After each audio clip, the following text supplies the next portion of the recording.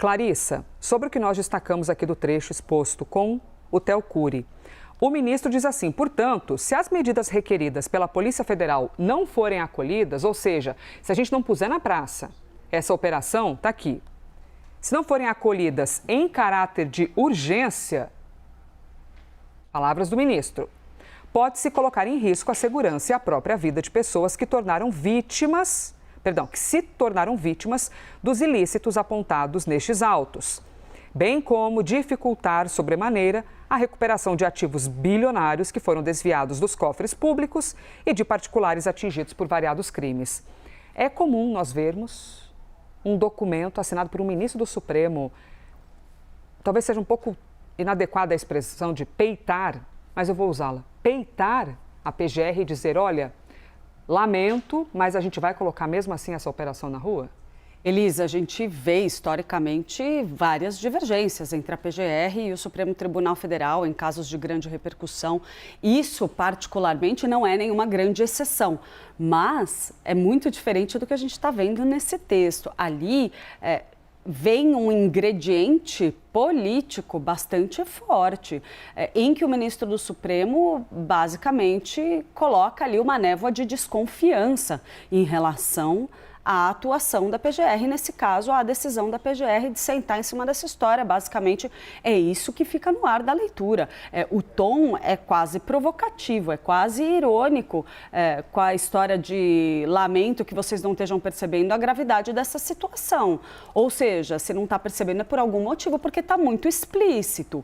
E isso, Elisa, serve de combustível para um outro elemento que permeia o caso Master desde o seu primeiro minuto, que é o jogo político que cerca toda essa discussão, toda essa investigação. A gente está falando de uma investigação que é vista dentro do Palácio do Planalto como um ingrediente, uma bomba enorme no meio do processo eleitoral, na largada da campanha eleitoral, com potencial de prejudicar, sim, o desempenho do presidente Lula nas urnas, porque favorece, alimenta dentro do campo bolsonarista aquele discurso anticorrupção tão intenso, que não à toa a gente viu aparecer nas falas mais recentes do pré-candidato Flávio Bolsonaro, que se coloca aí como antagonista do presidente Lula nesse processo. Só que, na prática, a gente não está falando de algo que está no berço do governo federal. O governo federal alega que, olha, é a Polícia Federal do Lula que está fazendo essa investigação.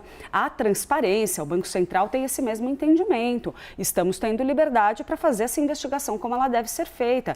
E isso volta para o colo dos Bolsonaro. De que forma? A gente tem ali no campo governista a exploração de figuras como Fabiano Zettel, por exemplo, cunhado de Daniel Vorcaro, ele que foi o maior doador de campanhas passadas do ex-presidente Jair Bolsonaro e também de Tarcísio Gomes de Freitas, duas das figuras mais sólidas do bolsonarismo. O líder principal desse movimento político e um dos seus grandes afilhados. Então, dentro desse contexto, a gente observa aí nessa troca de farpas entre... troca não, né? Porque farpas unilaterais por enquanto, vamos ver o que vem na outra ponta. Da parte do Supremo Tribunal Federal na direção da Procuradoria-Geral da República, sim, insinuações de que tem algo por trás, porque o tom é extremamente provocativo. Então, isso, Elisa, não é comum.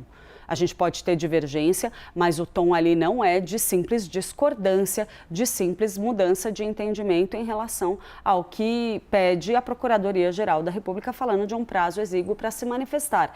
Tudo isso coroado pelo que eu trouxe mais cedo aqui no Live CNN.